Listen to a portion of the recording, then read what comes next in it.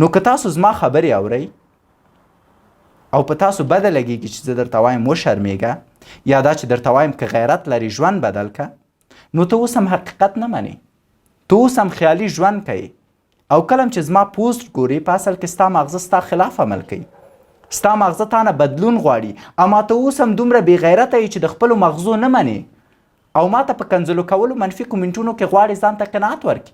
او که ته دا کار کوي او فکر کوي چې ستا دا کار ستا ژوند بدلوي، سمه ده کښېنه ما ته بدې ردې ووایه ځکه زه یې پروا نه لرم.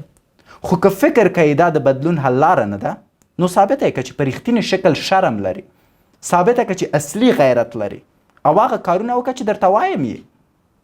زه فکر کوم اوس د مغزي غلامۍ نسل دی او زه نه غواړم چې زما ځوانان ذهني غلامان وي.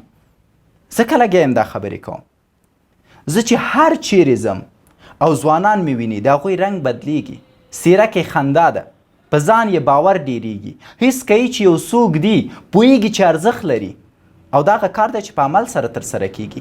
زه نه باید د ځوانانو لپاره دې برخه کې الګوی وای. تر ما ډیر ښه خلک شته خو یو چا باید دا مبارزه پیل کړې وه، یو څوک باید د ذهني غلامۍ خلاف درېدلی و.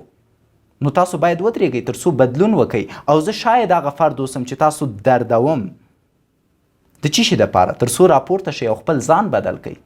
او که زه په دې موخه تاسو دردوم نو په دې دردېدو ویاړم.